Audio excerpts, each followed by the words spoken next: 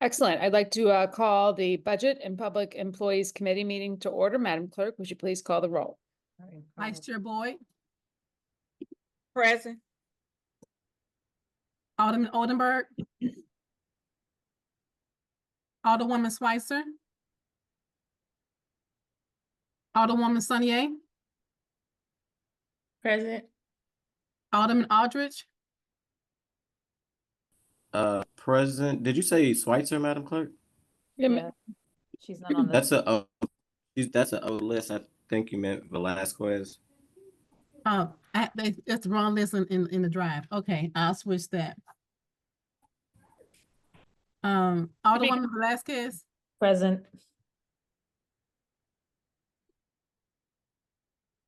Chair Madam- Spencer. Present. We have five present, we have a quorum.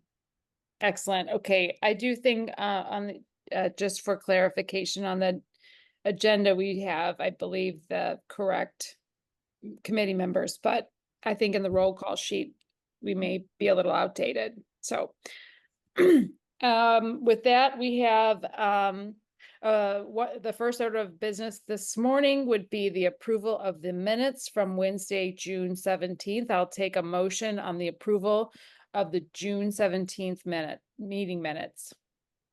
So move. Second. Excellent. Madam Clerk, please call the roll. Vice Chair Boyd, Aye.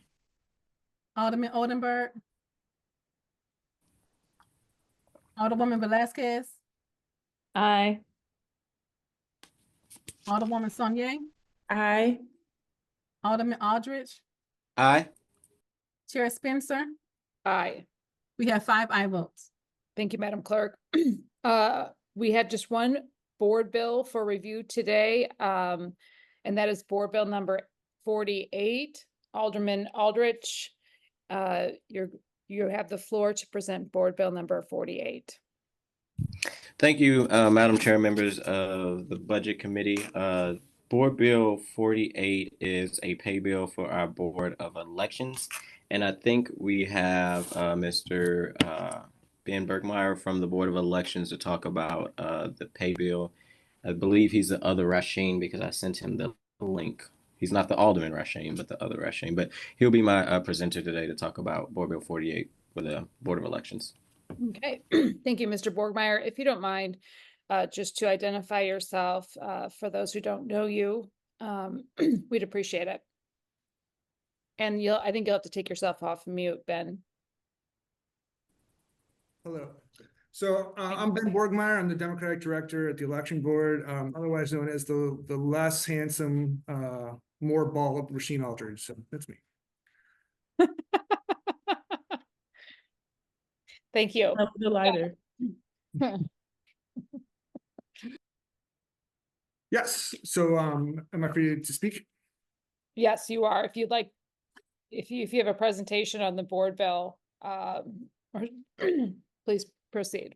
Okay, I don't have a presentation. I just have just some comments. So just the board bill is a product of basically, the last couple of years of work we've been doing here at the Election Board. I started this job in 2020. At that time, we had 23 full-time staff. We were budgeted 24. Then basically what happened is 2022 happened and we had 6 citywide elections and 6 special elections in the course of a year. And then we also purchased new voting equipment. And so during the course of that time, we lost employees. So at one point we were down to 18 employees.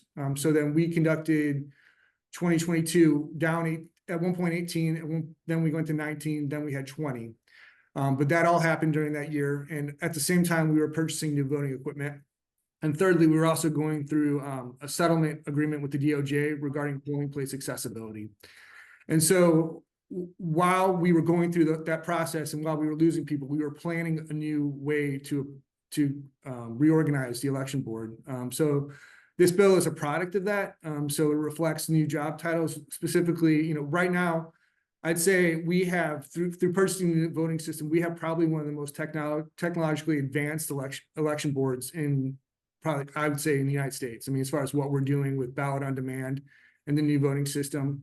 So I think the structure reflects that as far as what we need internally, as far as our needs to properly manage that system. And then also there's focus on the ADA component too. There's also an ADA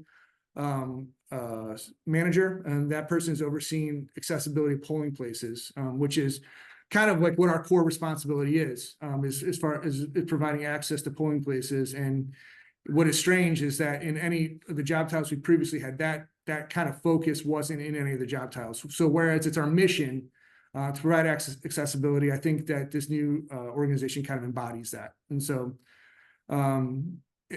you know, the budget is what the budget is. We would operate within the budget that we've been given. It's just asking for the reclassification of the job titles so that next year when we go to budget and when we're speaking to budget, we can speak the same language. Okay, thank you, Mr. Borgmeyer. So, Alderman Aldrich, did you have anything to add before we ask a few questions? Maybe. Get a No little- question. I can take questions from the committee.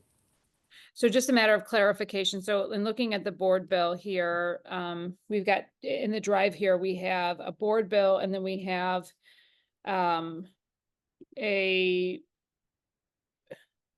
Fiscal. compensation analysis as the supplement to a fiscal note, and then the board bill 48 combined number 3. I'm just trying to understand what we should be looking at as a matter of just clarification. So when I filed this board bill, I mean, I don't think the budget had been finalized for the previous year. And so I guess I was when we were figuring out this reorganization, we were doing it anticipating that our budget wouldn't have been cut. And so when I submitted to budget our proposal, they submitted something back to me that as far as what they were authorizing was like apples and oranges. I mean, it wasn't even close as far as what we had sent over. And so that's essentially why I did this board bill. And then also, you know, I put in there what I anticipate paying employees, or we anticipate compensating employees under the old the structure. But obviously the budget's the budget. And so we would exceed the budget with this fiscal year, but we would work within it. Okay, the fiscal note is attached to the board bill identifies a financial estimated impact on the general fund identifying additional expenditures of 1.3 million per year for the first 3 years. So is that, let me see where it says that. Because I don't think it was that much per year. It was essentially, I see Ryan Coleman's on it. We spoke about it yesterday. I don't think I was asking for 1.3 additional per year. It was less than that. And I also think I used as the figure I was comparing it against what our request was, not actually what previous budgets were.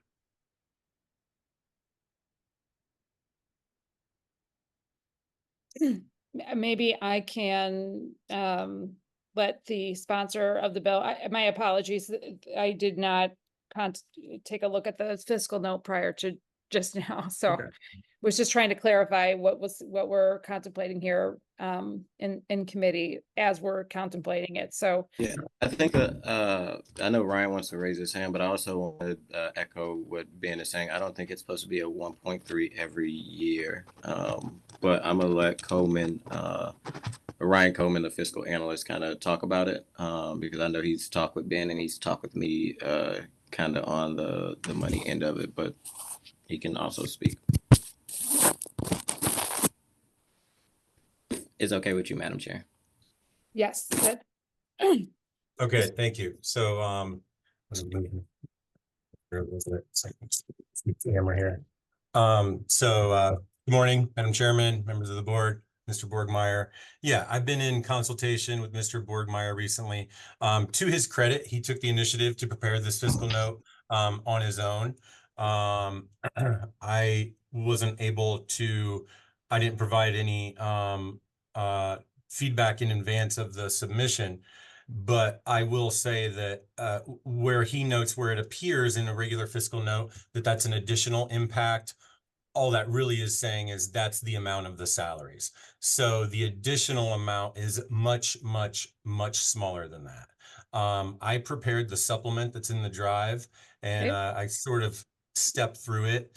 And if the proposed salaries were for an entire fiscal year, the shortfall could be up to $75,000, not 1.3 million. However, Right, when you he's- say shortfall, do you mean the difference between what is currently contemplated in the budget and what is being proposed in this board bill? exactly that. Yes. Yes. Yeah, exactly right. But a few things will lessen that. One, the board, so we're starting at around 75,000 potential shortfall if it was for an entire year. But the Board of Election Commissioners is currently carrying 2 vacancies. So obviously we're already into the fiscal year, and every pay period that goes by until those positions are filled, which I don't believe are posted on the personnel website yet. That's saving some money, right? I also see that just sort of a quirk of the budget entry program where the Board of Election Commissioners entered 4 positions for their commissioners.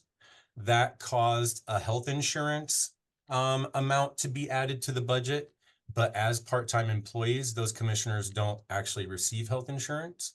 And so that gives us, so we start at around 76,000, but then you can reduce that, the potential shortfall at 76,000, but then you can reduce that by 36,500 because they won't actually need that health insurance money for the 4 commissioners, right? And so now we're down to about 40,000. But again, they're carrying 2 vacancies. And as Mr. Borgmeyer noted, he's agreed and understands that he has to work within the budget. So I trust that either those positions will be left open long enough to create that $40,000 of headway, or they're later on in the fiscal year after the elections in March or April, if they look like they're going to be $15,000 or $20,000 short still, that's plenty of time to have an a transfer to accommodate what small amount they might need. So it seems, after conversations with Ben, it seems very manageable. I have to say not ideal, but manageable, and doesn't really seem like a budgetary problem to me.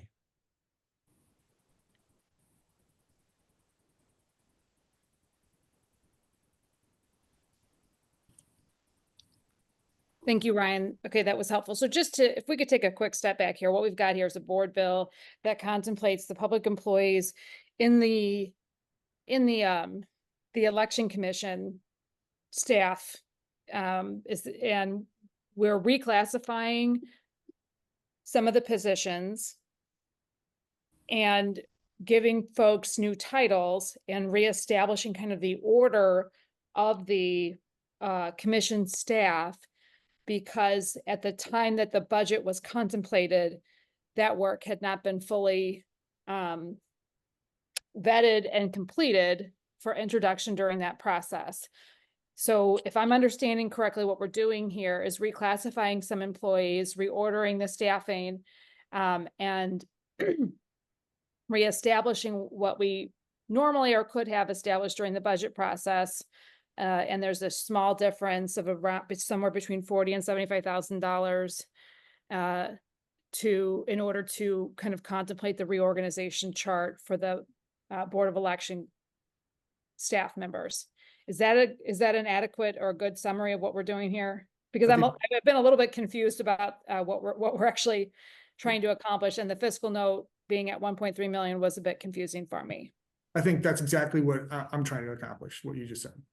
Okay, so with that, do either Mr. Borgmeyer, Mr. Coleman, or Alderman Aldrich have anything else to add before we turn it over to the committee for questions? I do not, thank you. Okay. Mr. Coleman? Thank you. Okay, Alderman Aldrich, did you have anything further to add before we turn it over to the committee members for questions? Outside of just again uplifting, I think what Mr. Coleman said and the analysis, especially with several of, I think Mr. Brookmeyer put that several will have health insurance. Without that, there will be a negative of like 36,000. So roughly overhead, it would be like 40,000. The longer, like Mr. Coleman said, that if they don't hire those positions, they get lower and lower. But I think one thing that he also mentioned, if the Board of Elections need to move money around, it's not uncommon that different departments have or throughout the year they do transfers through ENA to either move money from paper or printing of extra money that they have to be able to fill salaries if necessary. So I'll leave it at that and open up for questions. Okay, thank you, Alderman. With that, let me go through my order here. Vice Chair Alderwoman Boyd. Thank you, Ben, for comment. I'm totally confused and concerned because I didn't know anything about this bill. And then I guess my question to you, Ben, is do you all do like we do and I've always asked this question, why do we deal with the Board of Elections budget if the we're not accountable for the Board of Elections, they're under the state. So I've always been confused on that piece. So my other piece is, do you all do a budget yearly to address, whatever, like in the city, those people do their budget, they review it, they see what they need, and then they start working toward that budget. So do you do that? And is it a time frame on when that has to be presented? Yes, we follow the city's budget process as far as when we are supposed to submit things. So yeah, we do that end of it. And as far as the and also analysis. So as far as like putting our budget together this year, every entity that participates in an election has to pay for the election. And so the city's share of like what's coming up here in 2024 and 25, that's considered our budget request, because while most counties will bill the municipalities as the election happens, the city has to have something, it's something about at the start of the fiscal year, the budget requests have to be ready. So we have to provide that information to the city when we make our budget. As far as the question about why you deal with the election board, I was trying to find real quick the statute, but it basically says that the county, so it uses the word county, which is the city of St. Louis. The city is not, they're city county functions. Counties have to support the election board staff. So for example, in St. Louis County, the county of St. Louis maintains the election board, right? St. Louis County maintains the election board. Then the municipalities that participate in elections, the election board then bills those counties. So that is essentially why the city of St. Louis, while a municipality, also has county functions, and it's, trust me, I am still confused by it, and I was more confused when I started this job as far as the relationship between us and them. But what I'll say us and them is because that's what it feels like a lot of times at the election board, is because we're not in City Hall, we're somewhat detached from it, and that's probably a good thing because we run elections. But that relationship, and that relationship also might explain why I approached why we're here right now. Because I did not approach the budget process the correct way as far as this bill we're addressing right now. It would have been way better if I would have done it in advance, but I did things backwards. And so that's why we're here right now. And I own that. That's my fault. And so the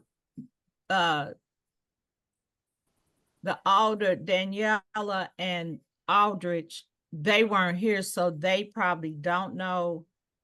Alderwoman Spencer does know, because this is a pattern with the Board of Elections. Somebody brings us a bill and say, hey, you all need to look at this and we need to get some money.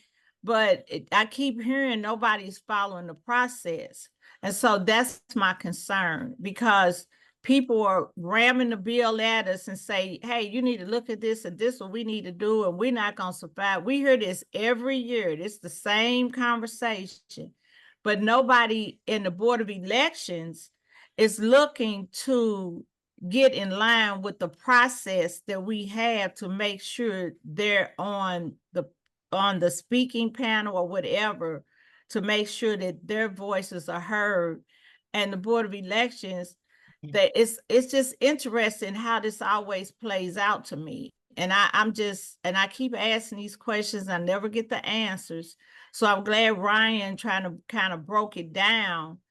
But at the end of the day, and no offense to Ryan, because Ryan wasn't here, but we went this rodeo, we keep going this over and over. So how do you, as the Board of Elections, see how this can be corrected to stop this vicious circle? Well, all due respect, I honestly don't know what you're talking about. What you doing now, what Alderman Aldridge is doing, Jack Coder was Alderman Aldridge. He did the same thing to us before. He Well, said, hey, you need to look at this budget. We need to correct these issues to make sure that they okay because of elections. So all I'm asking is some kind of information and communication during budget time to say, this is what we need to look at because this is what's coming up on us. Or if you can't do it, then just tell me, well, we can't do that like that. Alderman Boyd, I appeared in front of the Board of Aldermen in June, and I raised this. So Yeah, but what is this? We just not getting a bill, but what I'm asking is, when we had the budget hearings, is it a way that you all can be in a routine with everybody else? That's all I'm asking. I'm not saying yay or no, that's not what I want to do. I'm just saying, if it's a process, can't we all follow the same process, all departments? I'll say Can I yes. jump in? Can I jump in as a sponsor? Because I know Alderwoman Boyd is confused, but I'm getting confused with her questioning because I mean, the Board of Elections, I mean, I wasn't, like you say here, Alderwoman, but I was here this past session and last year when they both came in front of us. The Board of Elections did come in front of us this year. This is just, again, moving around. We're not giving them more money. We're moving around kind of a table of organization. And this board bill was actually filed during the budget process going back to last month on the 6th. So I heard you say ramming, but this has been filed for a month, and the Board of Elections actually was in front of us this year, just last month. So I'm confused of kind So of the process. they brought this bill to us last month. The bill was filed on June 6th of 2024. So it was filed last month. We waited a whole month before we had the hearing. This isn't a rush bill. I think what Ben has said. I didn't see the bill. I don't know when it was filed. That's my whole issue. That's all I'm asking. So that's all I'm asking. I don't need people to get all in their panties. I'm just asking because it seems like it's a pattern to me. And that's what I'm asking. And so, yeah, it was before you, the Jack Coder did the same exact thing. And that's all I'm asking. Is this going to be a routine, or are we going to go through the whole process to make sure, just like when you all did the treasurer's office or something, you came back with a pay bill. And so that's all I'm asking. Is this going to be the same process to ensure that this happens like this? That's all I'm asking. Understand. I think, so I wear boxers, but I think what the commissioner said is that he definitely did this on the back end this year. I think they had a pay bill last year where it actually happened during budget session. So just this session was done on the back end due to them not kind of getting the budget in time to be able to make changes. But just last session when we did the budget, it actually came with the other pay bills that we did for like the sheriff office, the license collector office, collector revenue office, and other offices. But the commissioner just fell short behind it. But I hear what you're saying, but it was filed a while ago. If I could speak, but yes, I agree. I mean, yeah, I'll agree. I'll say yes. We can definitely, without any commentary on, I'm not exactly sure the factual basis of what, as far as Jack Coder, all of that, I don't have no idea. But as far as, yes, we can definitely be part of the process. And I think that this bill, like I said, is next year when I go to the budget, the idea is to speak the same language as we're speaking and to have things in order. And that's exactly why I think we're here. So I agree with you. We can definitely be part of the process. That's all I'm asking. Thank you, Ben. That's the only question I asked. Thank you, Ryan, for giving us the information so we got more clarity. That's all I was asking. It seems that's what the chair was trying to find out. You know, what are we doing so we can make sure we clear on what we're voting on? That's all. All right. I don't want y'all not to get paid because I want y'all to keep having elections. They happen whether we, want to or not, so. Okay, Alderwoman Boyd, did you have any further questions? No, ma'am. Thank you, Madam Chair. Thank you, Ben. Okay. Alderwoman Velasquez? I'm gonna keep it brief. I've got no questions. Alderwoman Saunier?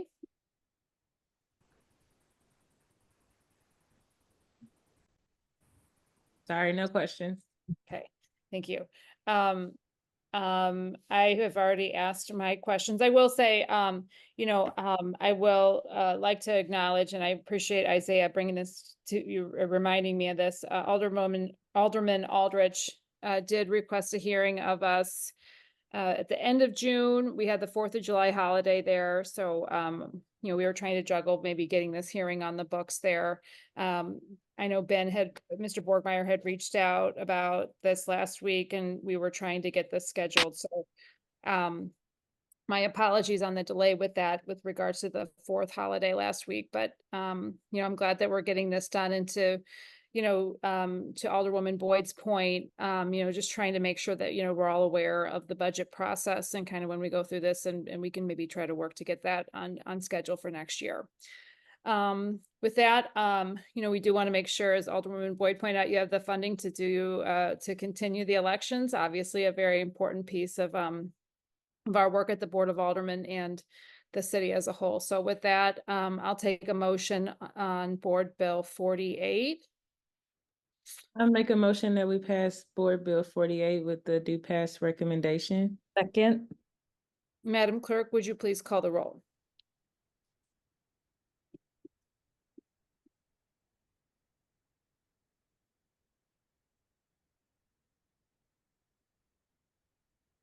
Vice Chair Boyd, Aye. Alderman Oldenburg, Alderwoman Velasquez, aye. Alderwoman Saunier, Aye. Alderman Aldrich, Aye. Chair Spencer. Aye. We have 5 aye votes. Hey, thank you, Madam Clerk. That concludes our order of the business for today. Making sure that our employees are paid and have the proper pay schedule is important. And I hope as we kind of move forward, we can make sure that we're considering for all employees, including those of the Board of Aldermen, making sure that we're on board with those pay raises as needed and in the classification. So with that, this concludes our Budget and Public Employees Committee hearing for the day. Do we need a motion to adjourn? I don't think we need one, but I'll take one if you got one. So moved. Did you excuse anybody? No, Alderwoman, thank you for that. Alderman Oldenburg reached out with a request for an excused absence this morning. Alderwoman Boyd, thank you for the reminder on that. I move to adjourn this meeting. Second. Okay, hearing no objections, this meeting is adjourned.